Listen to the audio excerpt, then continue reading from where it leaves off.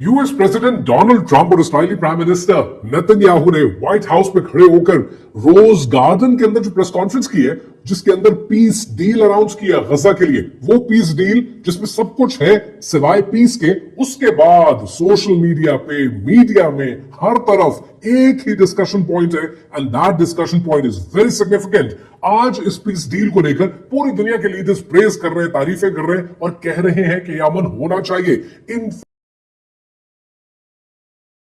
Pakistani prime minister Shahbaz शरीफ ने भी tweet किया और 20 पॉइंट एजेंडा को अप्रिशिएट किया कि अमन की तरफ जाना चाहिए, गजा की जंग खत्म होनी चाहिए। अगर आपको याद हो, आज से 6 महीने पहले एग्जैक्टली जिस सीक्वेंस के अंदर मैंने प्रेडिक्ट किया था, कल मैंने वो रील आपके लिए दोबारा चलाई है और आपने देखा है कि एग्जैक्टली उसी सीक्वेंस के अंदर कहानी चली है। लेकिन अगर आपको मेरी 4-5 दिन पहले की वीडियो याद हो, मैंने आपसे 21 पॉइंट एजेंडा का जिक्र किया, लेकिन ये दुनिया के सारे लीडर्स तो 20 पॉइंट एजेंडा की बात कर रहे हैं। वो एक पॉइंट कौन सा है जो निकाल दिया गया?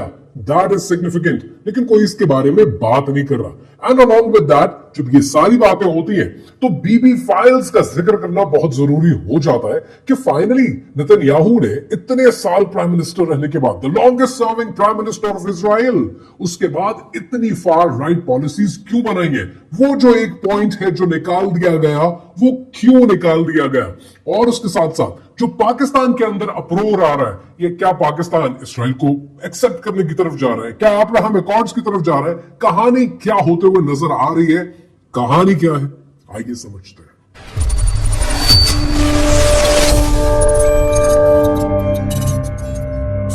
A quick message before we jump into the video. दोस्तों, अभी रिसेंटली मैंने अपना एक व्हाट्सएप का चैनल बनाया और इस चैनल को बनाने का मकसद यह है कि जो बातें मैं आपके साथ सोशल मीडिया पे शेयर करता हूं, अक्सर प्लेटफॉर्म्स वो बातें आप तक पहुंचने नहीं देते, वीडियोस डिलीट कर देते हैं, पैगाम भेज देते हैं कि इस तरह की बातें आप नहीं कर सकते, हर तरह की धमकियां आती हैं। मैं अक्सर लोगों से ये कहता हूं कि भाई, जिस उम्र में, और ये मजाक में कहता हूं, जिस उम्र में लड़कियां पीछे पड़ती हैं, उस उम्र में ज़ायनिस्ट पीछे पड़ गए। सो पॉइंट ये है कि पैगाम आप तक पहुंचना चाहिए। उसके लिए व्हाट्सएप का चैनल है, फ्री है। जितना कंटेंट, जितना डेटा वहां पर आपके साथ शेयर कर रहा हूं, at the comfort of my home, casual, fun, आराम से आपके साथ शेयर कर सकता हूं, वो सारा कंटेंट फ्री है, आपके लिए अवेलेबल है। सो करना क्या है? व्हाट्सएप का चैनल ज्वाइन करना है। अब वो ज्वाइन करने के लिए मुझसे ये मत पूछना कि लिंक कहां है। लिंक बायो में भी है, लिंक इस वीडियो के डिस्क्रिप्शन में भी है, लिंक askimtanan.com पर फिक्र मूवमेंट के पेज पर भी है। जाएं, क्लिक करें, ज्वाइन करें और इस कंटेंट से फायदा उठाएं। दूसरी इंपॉर्टेंट बात यह कि बहुत से दोस्तों ने मैसेज किया कि सर, जब आपको इतनी धमकियां आती हैं तो क्यों ना हम आपकी वीडियोस के चैनल्स बनाएं, पैगाम भी पहुंचेगा और कुछ पैसे हम भी कमा लेंगे। Let me make it clear once and for all, मैंने आज तक कभी किसी को कॉपीराइट स्ट्राइक नहीं दी। अगर आपको लगता है कि ये वीडियोस उठाकर आप अपने चैनल्स बना सकते हैं, बनाएं, पैसे कमा सकते हैं, कमाएं। मैं मैटर नहीं करता, पैगाम मैटर करता है। सबसे पहले बात करते हैं 21 पॉइंट से ये दुनिया 20 पॉइंट पर कैसे आई और ट्रंप की इस पीस पैक्ट में से वो कौन सा पॉइंट है जो निकाल दिया गया। अगर आप विटकॉफ की समरीज देखें तो सितंबर 27 को जो डॉक्यूमेंट शेयर किया गया, जिसका मीडिया में बड़ा वावेला था, मैंने पूरी वीडियो में आपको एक्सप्लेन किया है, यही कहीं मौजूद होगी, देख लीजिएगा। उस वीडियो के अंदर भी मैंने 21 पॉइंट्स का जिक्र किया, लेकिन फिर 29 सितंबर को जो गुफ्तगू शुरू होती है उसमें 20 पॉइंट्स आ जाते। सो 21 पॉइंट ड्राफ्ट से 20 पॉइंट ड्राफ्ट तक पॉइंट नंबर 16 को तो बिल्कुल निकाल दिया गया है और कुछ पॉइंट्स को बदल दिया गया है। जिस पॉइंट को बिल्कुल निकाल दिया गया है, पॉइंट 16, वो कहता है कि इसराइल गजा को अपना इलाका नहीं बनाएगा और आहिस्ता आहिस्ता आईडीएफ यहां से रिट्रीट बैक करेगी। लेकिन नेतन्याहू की मर्जी के ऐन मुताबिक इस पॉइंट को निकाल दिया गया है। तो सवाल बनता है कि नेतन्याहू इतनी फार राइट पॉलिसी क्यों ले रहा है? क्या मुसलमान इसको एक्सेप्ट करेंगे? मेरी नजर में ये पैक्ट बहुत डिस्कशन से गुजरेगा। It's not gonna be done in a day और 2 और 3 और 4, शायद इसमें महीनों के महीने लग जाएं। और अगर आप थोड़ी सी माजी में जाने की कोशिश करें, एक वीडियो के अंदर मैंने आपको बो बर्लिंगम की किताब द नैक का जिक्र किया था कि जिसमें वो ये समझाता है कि दुनिया में विन विन सिचुएशन होती क्या है। विन विन सिचुएशन होती ही वो है जिसमें दोनों साइड्स का, दोनों पार्टीज का थोड़ा थोड़ा नुकसान होता है। इस सारे पैक्ट के अंदर अगर आप ये 20 के 20 पॉइंट्स और जो एक एनेक्स कर दिया आपने, उसको भी शामिल करें तो 21 पॉइंट्स में नुकसान तो सिर्फ गजा और मुसलमानों का हो रहा है।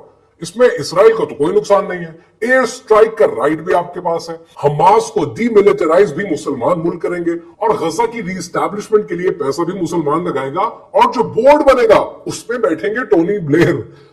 Can you imagine that? This is just a joke going on. This is not an agreement. और ये एग्रीमेंट्स या इस तरह के पैक्ट बनाए जाते हैं ताकि कुछ लोग कुछ दो की बुनियाद पर डिस्कशन आगे चले, आइसोलेशन खत्म हो, अब्राहम अकॉर्ड्स फैले। सवाल यह है कि नेतन्याहू ने ये पॉइंट क्यों निकलवाया? क्योंकि नेतन्याहू पिछले चंद सालों में बहुत ज्यादा फार राइट पोजीशन ले चुका है और उस फार राइट पोजीशन को लेने का मतलब क्या है, क्यों लिया, कहां मजबूरी है।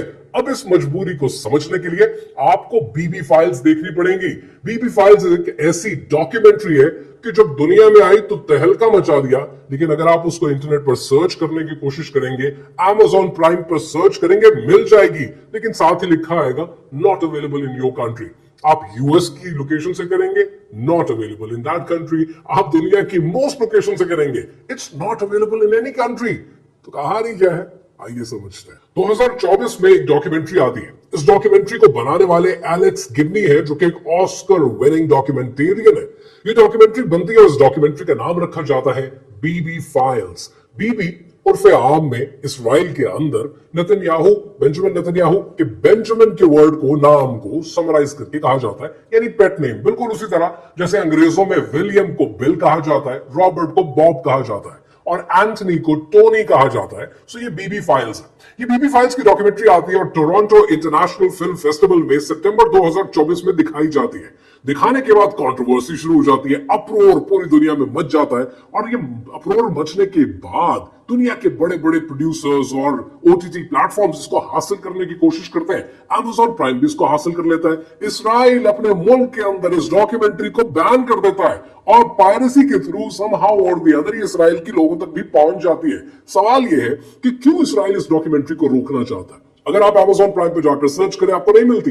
जब मिलती है तो कहता है not available in your location. आप लोकेशन चेंज करते हैं, अमेरिका से सर्च करते हैं, आप किसी और मुल्क से करते हैं, आपके पास अवेलेबल नहीं है और एक और प्लेटफॉर्म आता है जोल्ट के नाम से और उसके राइट्स खरीद लेता है और उसके बाद इस फिल्म को हासिल करना मुश्किल हो जाता है। But there is a website जहां पर आप $10-12 देकर ही पूरी फिल्म ले सकते हैं, उसको यूज कर सकते हैं। द स्टोरी है, कहानी ये है कि इस फिल्म में ऐसा क्या है, ऐसा क्या है कि बेंजामिन नेतन्याहू नहीं चाहता कि ये फिल्म कोई देखे, क्योंकि इस फिल्म के अंदर इंटरव्यूज है पुलिस की रिकॉर्डिंग के, इजराइल के अंदर पुलिस की रिकॉर्डिंग के, कि जो इंटेरोगेशन हुई बेंजामिन नेतन्याहू, उसकी बेगम सारा और उनके बेटे याइर और उसके दोस्तों की।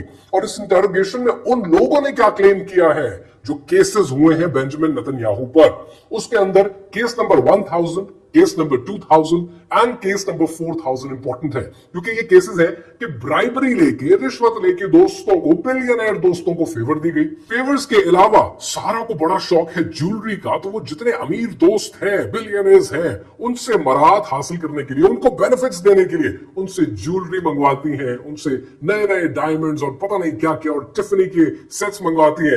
वो पाकिस्तान जैसी सियासत लगती है। बट एनीवेज ये करप्शन के केसेस आते हैं और जैसे ही आते हैं बेंजामिन नेतन्याहू का पॉलिटिकल करियर खतरे में पड़ जाता है। इस डॉक्यूमेंट्री के अंदर इवन आपको शेल्डन एडल्सन का भी इंटरव्यू मिलता है। शेल्डन कौन है? ये दुनिया में सबसे बड़ी डोनर है ज़ायनिस्ट मूवमेंट की, कि जितना एपैक को फंडिंग होती है सबसे ज्यादा पैसे लगाती है, $100 मिलियन। लेकिन सवाल यह है कि वो कहती है कि मैं सारा से डिसोसिएट होना चाहती हूं, दूर रहना चाहती हूं। डॉक्यूमेंट्री में आप उनके इंटरव्यूज देख सकते हैं कि दोस्त क्लेम कर रहे हैं कि हमारे साथ क्या क्या हुआ। यहां तक कि जो बेटा है यायर एक ऐसा नेपो किड है कि जिसको ये सियासत में लाना चाहते हैं और अपनी डायनेस्टी बनाना चाहते हैं कि इसराइल के ऊपर हमारी हुकूमत रहे, ग्रेटर इसराइल के ऊपर हमारी हुकूमत रहे। और वो बच्चा कैसा पैरानोया का शिकार है, you'll get to hear all of that. So सारा अपने आप को लेडी मैकबेथ समझती है, यायर अपने आप को नेपोकिड समझता है और साथ ये समझता है कि मैं एंटाइटल्ड हूं सब चीजों के लिए। और बेंजामिन नेतन्याहू ने क्या किया?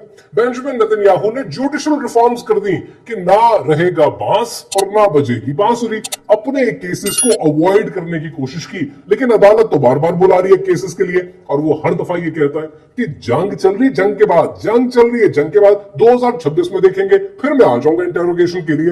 अब ये बात आपको तब समझ में आएगी जब आप नेतन्याहू का पॉलिटिकल करियर देखेंगे। 1984 से लेकर 1988 तक नेतन्याहू यूनाइटेड नेशंस के अंदर इसराइल का एम्बेसडर था। उसके बाद 1996 से लेकर 1999 तक फर्स्ट टाइम प्राइम मिनिस्टर बने।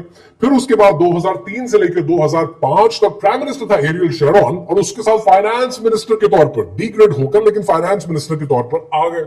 उसके बाद 2009 में सेकंड टर्म मिली। अब जब ये सेकंड टर्म मिली तो क्यों मिली? क्योंकि हवा गर्म कर दिया आपने, एक माहौल बना दिया कि ईरान के पास न्यूक्लियर आ चुका है, न्यूक्लियर बॉम्ब आ चुका है, हम सब थ्रेटेंड हैं, लिहाजा इलेक्शन के अंदर हमें वोट दीजिए, और वो वोट ले गए। फिर 2019 में जो इनकी पार्टी है लिकूद पार्टी, उसको मर्ज किया गया और उसके अंदर फार राइट के ऐसी ऐसी पार्टीज को इमैलगमेट किया गया कि आपकी सोच है। इसके अंदर इन्होंने औज़मा यहूदियत पार्टी उसको इमैलगमेट किया, जो कि पहले बैन थी एथनिक क्लेंजिंग की वजह से और रेसिज्म के इल्जामात की वजह से। रिटोरिक चेंज हो गया, अब ये पूरा रिटोरिक चेंज हो गया। अब ये कहानी आपको समझ में आ रही है। 2019 में ये सारे केसेस हुए नेतन्याहू पर। 2019 में नेतन्याहू ने अपना स्टैंड चेंज किया और फार राइट के साथ चले गए, और जब फार राइट के साथ चले गए तो उन फार राइट एक्सट्रीमिस्ट की पॉलिसीज को अडॉप्ट कर लिया। अब कहानी समझ में आ रही है क्यों हिलने नहीं देते। आज इनकी पार्टी में ये खुद कुछ भी करना चाहे लेकिन इनकी पार्टी इनको हिलने नहीं देती, इनके कोएलिशन पार्टनर इसको हिलने नहीं देते। और उन कोएलिशन पार्टनर्स में दो नाम बड़े इंपॉर्टेंट है। पहला नाम है इतमार बेन गवीर, और ये बेन गवीर ऑज़मीर पार्टी से है और ये नेशनल सिक्योरिटी का मिनिस्टर है। और दूसरा है इनका फाइनेंस मिनिस्टर जो क्या है बजालिल स्मोट्रिच, और ये भी इसको हिलने नहीं देता। सो आज अगर ये पॉलिसीज बनाता है जो कि एंटाई मुस्लिम है, एंटाई गजा है, एंटाई पैलेस्टीनियन है, तो उसकी वजह यह है कि ये फार राइट वाले हिलने नहीं देते, और इनके साथ के बगैर ना ये केसेस खत्म कर सकता है, ना ये कोई और पीस की पॉलिसी बना सकता है। अब समझने वाली बात यह है कि क्या हमारे लीडर्स ने ये सब इंटरप्रेट नहीं किया था कि आज अगर ये आप पैक्ट साइन करेंगे तो उसमें इसराइल खुद इस पैक्ट पे कायम नहीं रहेगा। इनकी तो आदत रही कि अपनी जबान से मुकर जाते। 2022 के अंदर इंटरनेशनल मीडिया, इंडिपेंडेंट मीडिया पता क्या कोट करता है? वो कोट करता है कि इसराइल के अंदर जो इस वक्त हुकूमत बनी है कोएलिशन पार्टनर्स के थ्रू, ये most right wing ever government बनी है, और उसके नतीजे में ये चाहते क्या है, अल्ट्रा ऑर्थोडॉक्स को और रिलीजियस जायनिस्ट को आपने मौका दे दिया है कि वो हुकूमत में आ जाए, और वो सिर्फ एक बात कहते हैं कि पीस नहीं होगा, एथनिक क्लेंजिंग होगी, ग्रेटर इसराइल बनेगा। तो आज आप जिसके साथ पैक्ट साइन करने के लिए बेकरार है वो ग्रेटर इसराइल बनाने वाला है, और आप कहते कि नहीं नहीं ये अपनी जबान पर कायम रहेगा।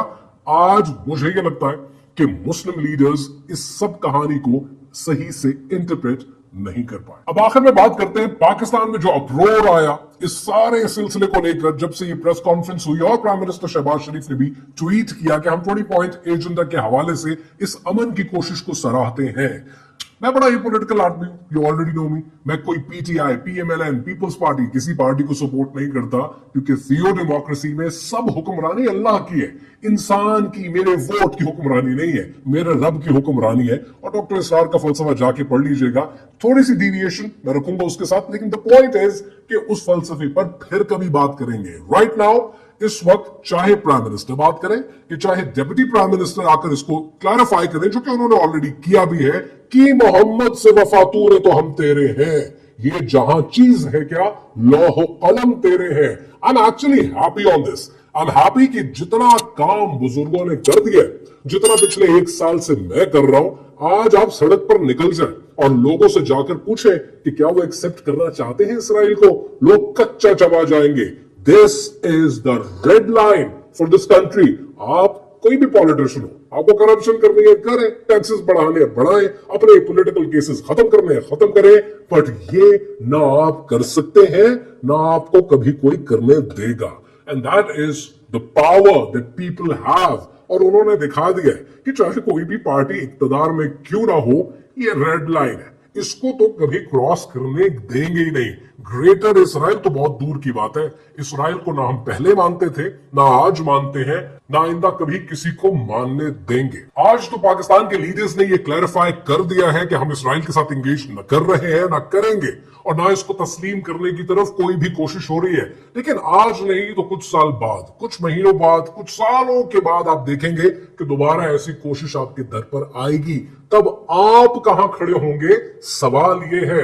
तब आप के इस नाम नेहाद पॉलिटिकल जायनिज्म पर गिव इन कर जाएंगे, या आपको अब्राहम अकॉर्ड्स पसंद आने लगेगा, या आपको घर में आई हुई रोटी अपने ईमान से ज्यादा अजीज होगी? यह सवाल आपसे पूछा जाएगा और आपको जवाब देना पड़ेगा। हाथ से बुजदिल के अब तलवार वापस छीन लो, हाथ से बुजदिल के अब तलवार वापस छीन लो, शान इज्जत मर्तबा मयार वापस छीन लो, जो पड़ा रहता है जरदारों के कदमों में सदा, ऐसे सर को दी हुई दस्तार वापस छीन लो।